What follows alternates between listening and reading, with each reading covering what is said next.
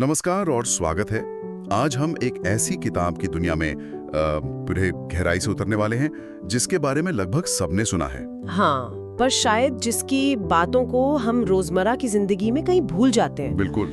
ये वो किताब है जिसने दुनिया भर में लोगों के बात करने का, रिश्ते बनाने का और हाँ, लोगों पर अपना असर छोड़ने का तरीका ही बदल दिया। और मजे की बात यह है कि इसके लेखक डेल कार्नेगी वो खुद कहते थे कि $1 मिलियन कमाना शायद आसान हो, पर भाषा को एक नया मुहावरा देना लगभग नामुमकिन है। और आज देखिए, how to win friends and influence people सिर्फ एक टाइटल नहीं है, ये एक मुहावरा बन चुका है। बिल्कुल।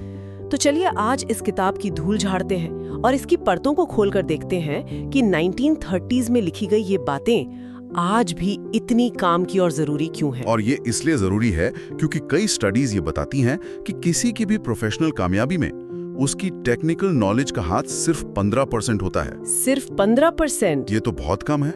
हाँ, सिर्फ 15%।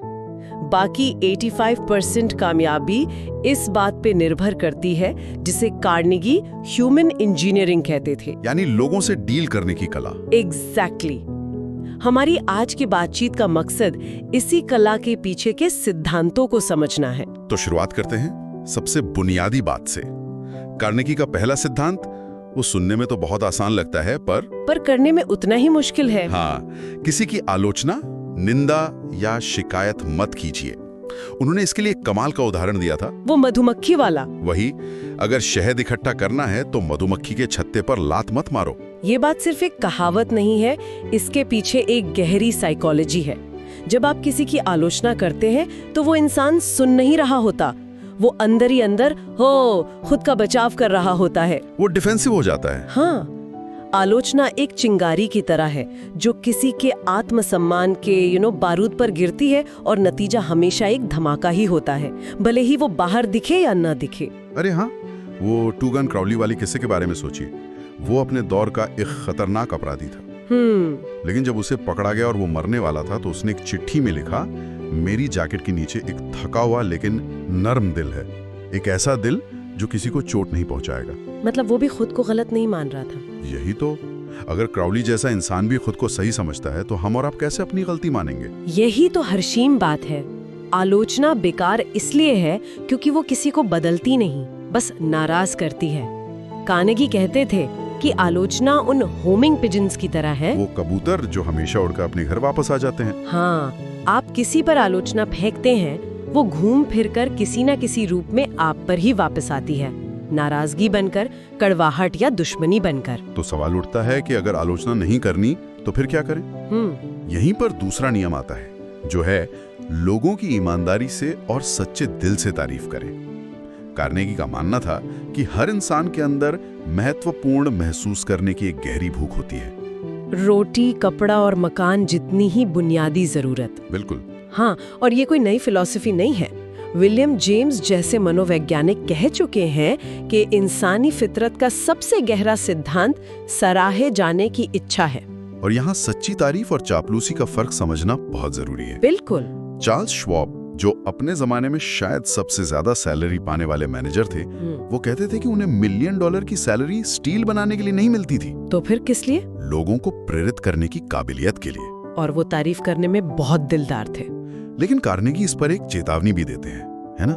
वो कहते हैं कि चापलूसी और तारीफ में उतना ही फर्क है जितना असली और नकली नोट में। क्या बात है? इसे ऐसे समझ सकते हैं, तारीफ दिल से आती है, चापलूसी सिर्फ जबान से। तारीफ निस्वार्थ होती है, जबकि चापलूसी के पीछे कोई ना कोई मतलब छिपा होता है। और लोग वो बहुत समझदार होते हैं, वो फौरन पहचान जाते हैं। हाँ, कि कौन सी बात सच्ची है और कौन सी बनावटी। और अब तीसरा नियम, जो मुझे तो कमाल का लगता है, सामने वाले इंसान के अंदर किसी चीज को पाने की तीव्र इच्छा जगाइए। वो मछली पकड़ने वाला उदाहरण। हाँ, उन्हें स्ट्रॉबेरी और क्रीम बहुत पसंद थी, हाँ। पर जब वो मछली पकड़ने जाते तो हुक में स्ट्रॉबेरी नहीं केंचुआ लगाते थे, क्योंकि मछली को केंचुआ पसंद है। एग्जैक्टली। ये सुनने में बहुत सीधा साधा लगता है, पर इसका मतलब बहुत गहरा है। इसका मतलब है कि अगर आप किसी से कोई काम करवाना चाहते हैं तो इस बारे में बात करना बंद कर दीजिए कि आप क्या चाहते हैं, बल्कि उसके नजरिए से सोचिए। हाँ, वो क्या चाहता है, और फिर उसे ये दिखाइए कि आपका काम करके वो अपनी इच्छा कैसे पूरी कर सकता है। ये एक तरह से पूरी किताब का सार है। अपना चश्मा उतारकर सामने वाले का चश्मा पहनकर दुनिया को देखना। बिल्कुल। तो ठीक है, किसी की बुराई नहीं करनी, सच्ची तारीफ करनी है और हमेशा सामने वाले के फायदे की बात करनी है। ये तो हो गई पहली सीढ़ी। पर सिर्फ इतना ही काफी नहीं है। लोगों को अपनी तरफ खींचने के लिए, उन्हें पसंद आने के लिए कुछ और भी तो करना पड़ेगा, है ना? बिल्कुल। अब हम उस हिस्से में आ रहे हैं जो दोस्ती और अच्छे रिश्ते बनाने की नींव है, और इसकी शुरुआत होती है एक बहुत ही शक्तिशाली आदत से, और वो है दूसरे लोगों में सच्ची दिलचस्पी लेना। कार्नेगी इसके लिए कुत्ते का उदाहरण देते हैं जो बहुत प्यारा है। हाँ, एक कुत्ता ही शायद ऐसा जानवर है जिसे अपनी रोटी के लिए कोई काम नहीं करना पड़ता। वो बस अपने मालिक को प्यार देता है और बदले में उसे सब कुछ मिल जाता है। उसके पीछे कोई एजेंडा नहीं होता। कोई एजेंडा नहीं, वो सच में आपको देखकर खुश होता है। और इसी वजह से कार्नेगी एक बहुत बड़ा दावा करते हैं। वो कहते हैं, आप 2 महीने तक लोगों में दिलचस्पी दिखाकर जितने दोस्त बना सकते हैं, उतने दोस्त 2 साल तक लोगों को खुद में दिलचस्पी दिलवाकर भी नहीं बना सकते। सोचिए जरा। वाह, ये तो सोचने वाली बात है। और अगला नियम तो इससे भी आसान है, मुस्कुराइए। बस? हाँ, बस मुस्कुराइए। एक सच्ची मुस्कान बिना कुछ कहे ये बता देती है कि आप मुझे अच्छे लगते हैं, आपको देखकर खुशी हुई। कार्नेगी कहते हैं कि आपके चेहरे का भाव आपके कपड़ों से कहीं ज्यादा मायने रखता है। और ये छोटी छोटी बातें जैसे दिलचस्पी लेना या मुस्कुराना, ये इतनी असरदार क्यों है? क्योंकि ये सीधे इंसान के दिल पर असर करती हैं। और इसी से जुड़ा तीसरा नियम है किसी का नाम याद रखना। किसी इंसान के लिए उसका नाम दुनिया का सबसे मीठा और सबसे जरूरी शब्द होता है। सही बात है। जब आप किसी का नाम याद रखते हैं तो आप सिर्फ एक शब्द नहीं याद रखते, आप उस इंसान के वजूद को सम्मान देते हैं। एंड्रयू कार्नेगी ने ये बात बचपन में ही समझ ली थी। उनके पास खरगोश थे पर उन्हें खिलाने के लिए चारा नहीं था। अच्छा। तो उन्होंने पड़ोस के बच्चों से एक डील की, जो भी बच्चा खरगोशों के लिए चारा लाएगा वो उस खरगोश का नाम उस बच्चे के नाम पर रख देंगे। और ये आइडिया काम कर गया। बिल्कुल, नाम में इतनी ताकत होती है।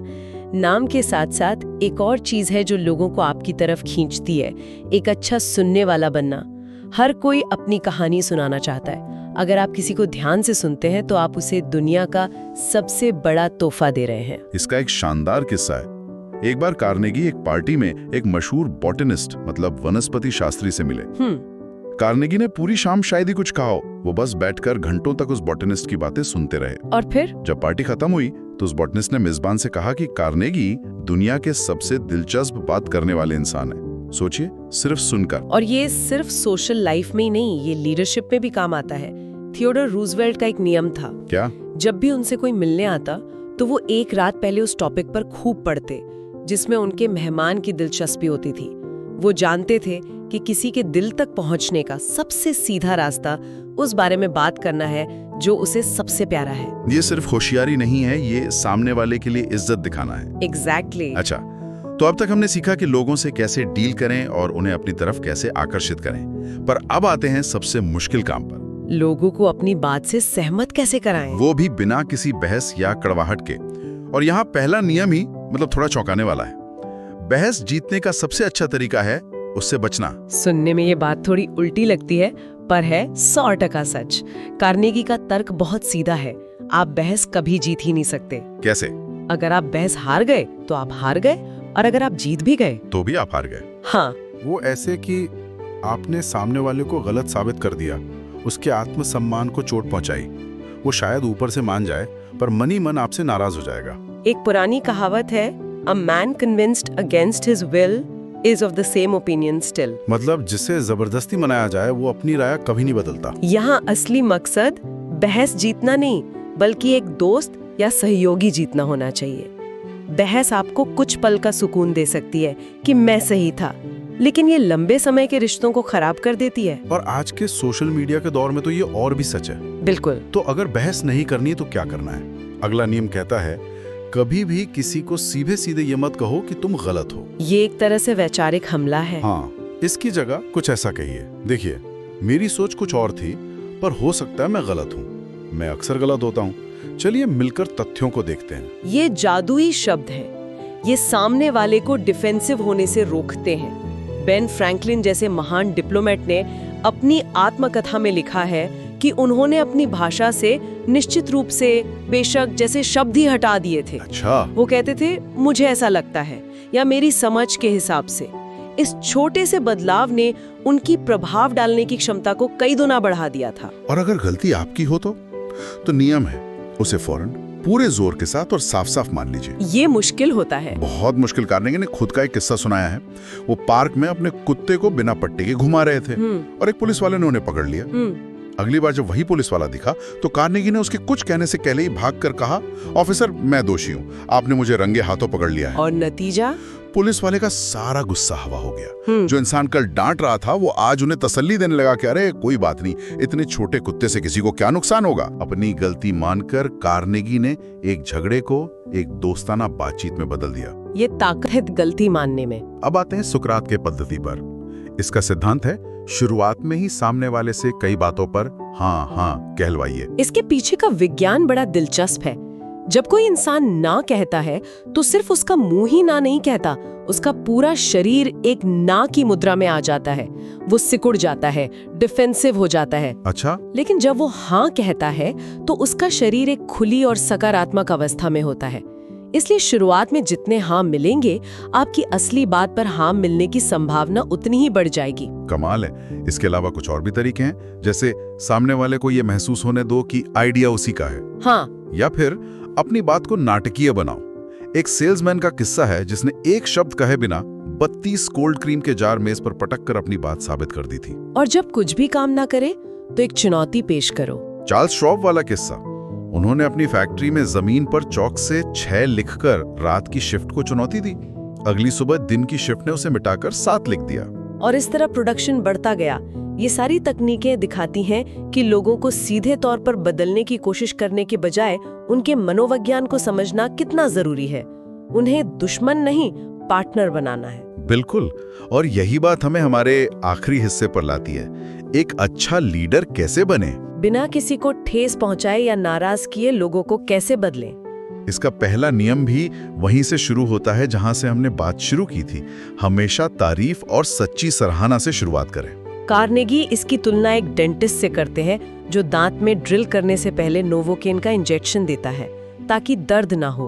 तारीफ उस नोवोकेन की तरह है। ये आलोचना के दर्द को कम कर देती है और सामने वाले को आपका फीडबैक सुनने के लिए तैयार करती है, बजाय इसके कि वो तुरंत अपना बचाव करने लगे। और एक बहुत जरूरी बात, गलतियों की तरफ सीधे उंगली मत उठाओ, बल्कि घुमा फिरा कर इशारा करो। और एक शब्द है जिसे कार्नेगी इस्तेमाल करने से मना करते हैं, लेकिन। हाँ, ये लेकिन बहुत खतरनाक है।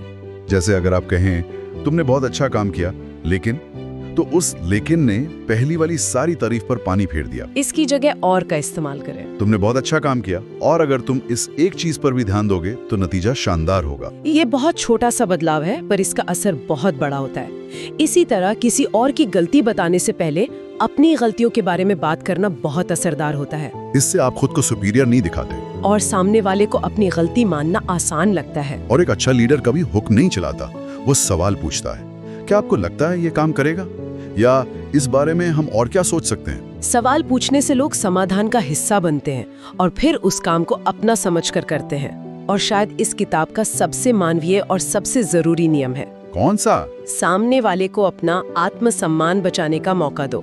Let the other person save face. हम अक्सर दूसरों की गलतियां निकालते हैं, उन्हें सबके सामने शर्मिंदा करते हैं और ये कभी नहीं सोचते कि हम उनके आत्मसम्मान को कितनी गहरी चोट पहुंचा रहे हैं। सही बात है। किसी की गरिमा को ठेस पहुंचाना एक अपराध है। ये सिर्फ एक ट्रिक नहीं, ये एक नैतिक जिम्मेदारी है। बहुत गहरी बात है। और आखिर में, एक लीडर को हमेशा छोटे से छोटे सुधार की भी तारीफ करनी चाहिए।